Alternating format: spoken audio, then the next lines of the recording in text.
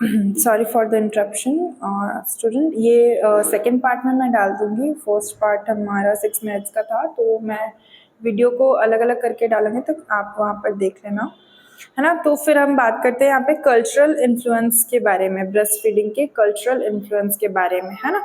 तो इसमें social norms के बारे में बात करते हैं। तो यहाँ पे अलग अलग कल्चर का अलग अलग नॉर्म, अलग अलग रूल्स और रेगुलेशन होता है। यहाँ पे ब्रेस्ट फीडिंग प्रैक्टिस को एक कल्चरल बिलीव्स और ट्रेडिशन और एक्सपेक्टेशन के साथ शेप किया हुआ है ना। यहाँ पे सोशल नॉर्म्स के अकॉर्डिंग कि अलग अलग ट्रेडिशन, अलग अलग कल्चर में अलग अलग तरीके से इसको लिया जाता है, वो बताया गया है। फिर जेंडर रोल्स, जेंडर रोल्स में एक बहुत बड़ा रोल प्ले होता है। कैसे कि देखिए, जैसे कोई भी सोसाइटी में, जैसे अगर कहीं अगर कोई भी बच्चा इन्फेंट है, उसको भूख लगी है, तो उसको ब्रेस्ट फीड की ज़रूरत है।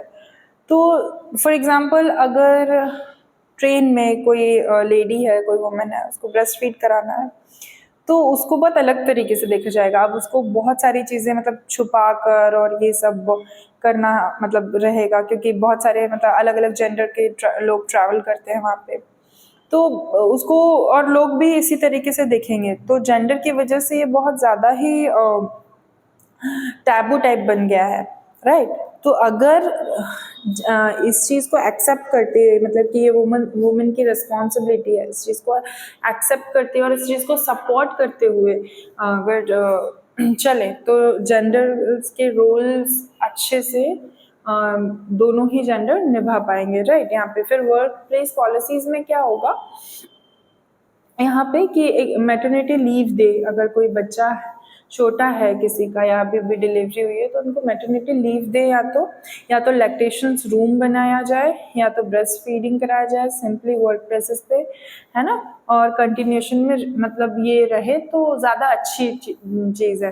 फिर आता है मीडिया इन्फ्लुएंस। तो मीडिया इन्फ्लुएंस में कैसे, अगर इस चीज़ को रिप्रेजेंट करेंगे मीडिया, तो ये एक नॉर्मल तरीका बन जाएगा। ये स्टिग्मेटाइज करेंगे, तो ये नॉर्मल प्रैक्टिस में मतलब नॉर्मलाइज कंडीशन हो जाएगी कि हाँ ब्रेस्ट फीड कराना, लोग इसको टैबू टाइप नहीं समझेंगे कि किसी के भी सामने ब्रेस्ट फीड कराना, इसको टैबू नहीं बनेगा, नॉर्मल, ये एक मदर की रिस्पॉन्सिबिलिटी है अपने बच्चे को फीड कराना, लोग इसे इस तरीके से देखेंगे, है ना। तो इस तरीके से ये cultural influence on breast feeding हो गया, ठीक है। नेक्स्ट हम बात करते हैं यहाँ पे the role of health care provider. तो यहाँ पे हेल्थ केयर प्रोवाइडर के 3 तरह के रोल है। पहला है लैक्टेशन सपोर्ट, ठीक है। दूसरा है पोस्टपार्टम केयर, और third is advocacy and policy. तो the number 1 is lactation support is educate and assisting mother with breastfeeding techniques and challenges। breastfeeding में उसको क्या क्या चीज़ें, कौन कौन सी challenges का सामना करना पड़ रहा है, और breastfeeding techniques क्या क्या होगी, ये हेल्थ केयर प्रोवाइडर को उसे बताना है। ब्रेस्ट फीडिंग टेक्निक, अभी जो मैंने इससे पहले आपको बताया था पिक्चर में, अलग अलग तरीके की टेक्निक्स होती है ब्रेस्ट फीड कराने की, है ना। तो ये लैक्टेशन और सपोर्ट के अंदर आता है। Next is postpartum care. Postpartum care में क्या आएगा, monitoring maternal and infant health to identify and address any breast feeding issue. Monitor करना है मैटरनल को और इन्फेंट की हेल्थ को, कि वहाँ पे कोई भी ब्रेस्ट फीडिंग में इशू तो नहीं आ रहा है, देखना है, उनसे पूछना है कि भाई आप अगर कोई मतलब न्यू मदर बनी है ना, तो उसको बहुत सारी डिफिकल्टीज का सामना, कई बार उन्हें पता नहीं होता है ना। तो उस कंडीशन में हमको क्या करना है, उनको पोस्टपार्टम केयर प्रोवाइड करनी है, right.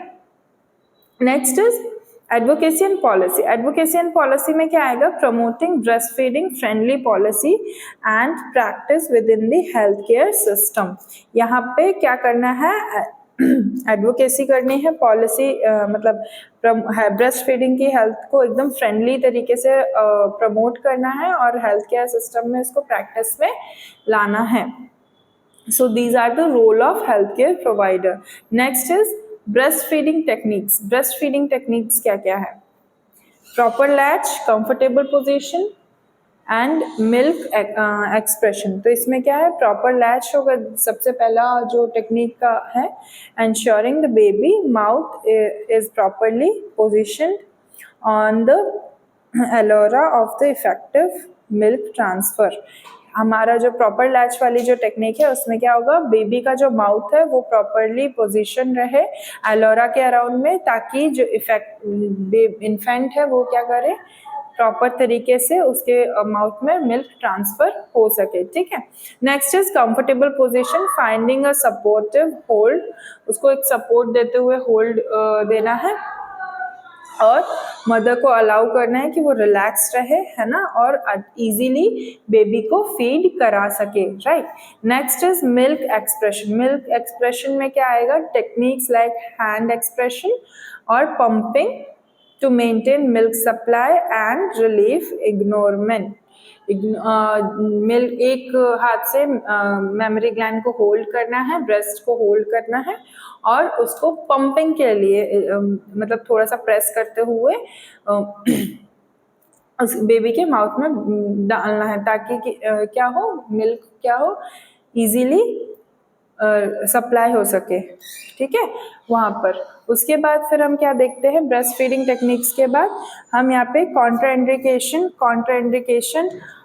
To the breast feeding. ठीक है, यहाँ पे तो यहाँ पे आएगा maternal health concern. Maternal health concern में क्या आएगा, सर्टेन मेडिकल कंडीशन और ट्रीटमेंट मैनी टेम्पररी और परमानेंटली कॉन्ट्राइंडिकेटेड ब्रेस्ट फीडिंग। यहाँ पे क्या आएगा, मैटरनल हेल्थ के ऊपर बहुत ज़्यादा कंसर्न रहना चाहिए, जिससे कि कोई भी मेडिकल इलनेस या मेडिकल कंडीशन ना हो, और अगर हो भी तो उसको ट्रीट कर ले, वो टेम्पररी होती है ना कि परमानेंटली होती है, तो इससे ना कॉन्ट्राइंडिकेशन नहीं होंगे ब्रेस्ट फीडिंग के। Next is infant health concern. हमेशा हमारे इन्फेंट की हेल्थ को लेके कंसर्न रहना है।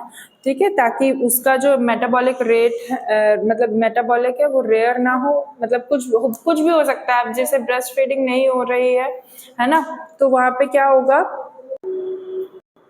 तो यहाँ पे उसी तरीके से मतलब कोई भी डिसऑर्डर ना हो इन्फेंट को, तो उसकी हेल्थ के लिए कंसर्न रहना है, क्योंकि न्यूबॉर्न बेबी है, हो सकता है उसको कुछ भी अनडाइजेशन हो जाए या कुछ भी हो जाए, इसलिए उसकी हेल्थ को लेके कंसर्न रहना पड़ता है। ठीक है, फिर आता है लाइफस्टाइल। लाइफस्टाइल बहुत ज़्यादा इम्पॉर्टेंट है मदर का। अगर सब्सटेंस अब्यूज़ है, पुअर न्यूट्रिशन है, हार्मफुल सब्सटेंस से एक्सपोजर है ना, या ब्रेस्ट फीडिंग से सही तरीके से नहीं हो पा रहा है, तो उस कंडीशन में लाइफस्टाइल बहुत ज़्यादा अफेक्ट करेगी।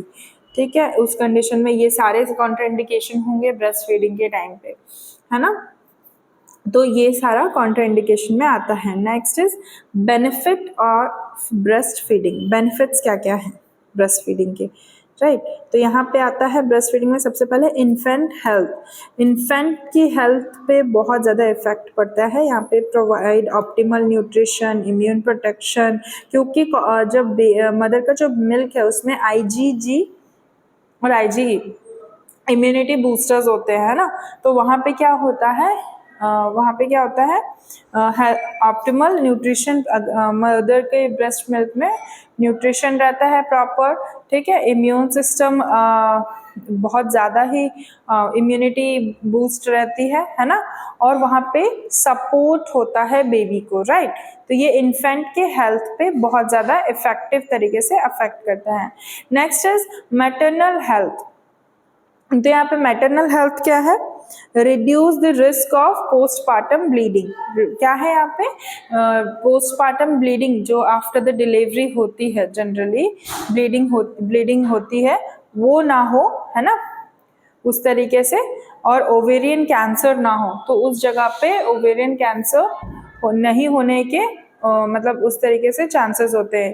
ठीक है, अगर कंटिन्यूस फॉर्म में आपको ब्रेस्ट फीड कराया गया है तो, ठीक है, तो वो आप मतलब, और हाँ, पोस्टपार्टम के बाद आफ्टर द डिलीवरी वो क्या होता है, जो ब्लीडिंग होती है वो मतलब रुक जाती है, कंटिन्यूस में नहीं होती इजी इस तरीके से।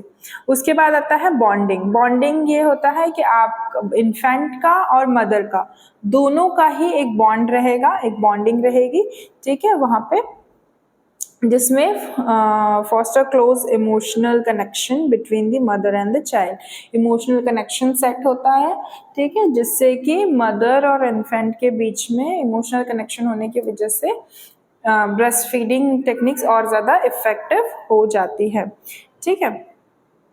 Next is promoting the breast feeding. Promoting the breast feeding में क्या क्या आएगा? एजुकेट करना, हमें प्रोवाइड करना है कॉम्प्रिहेंसिव ब्रेस्ट फीडिंग टेक्निक्स, ठीक है। उसके बाद आता है कम्युनिटी सपोर्ट, ठीक है, कम्युनिटी के सपोर्ट कम्युनिटी के सपोर्ट की बहुत ज़्यादा ज़रूरत होती है। Next is workplace policies, ठीक है, and the third one is health care और integration.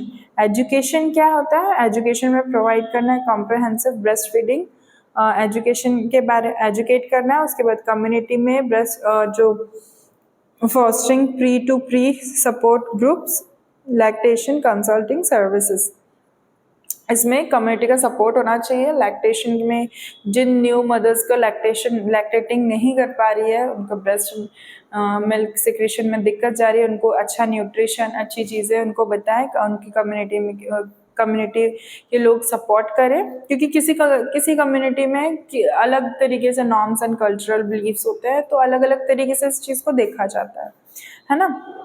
Next is workplace policies. Workplace policies में implementing breastfeeding friendly policies होंगी, है ना।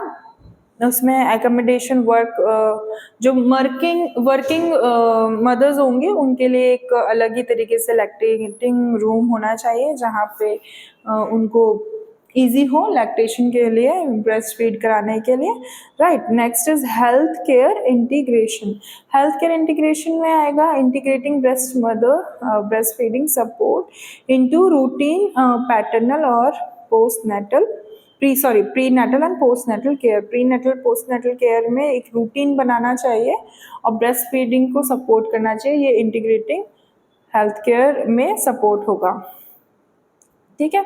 तो दैट्स ऑल फॉर टुडे। इसका फर्स्ट वाला जो वीडियो है मैंने उसमें बताया था ये कुछ द फिजियोलॉजी ऑफ लैक्टेशन और breast feeding, changing of the breast feeding techniques के बारे में, और ये लैक्टेशन प्रोसेस के बारे में। यहाँ तक मैंने आपको फर्स्ट वीडियो में बताया है, तो मैं दोनों ही वीडियो को पोस्ट कर दूंगी। आप दोनों ही वीडियो देखकर, थोड़ा इंटरप्शन होने की वजह से मैंने पार्टीशन में किया है, तो आप यूट्यूब पे जाके देख लीजिएगा, है ना।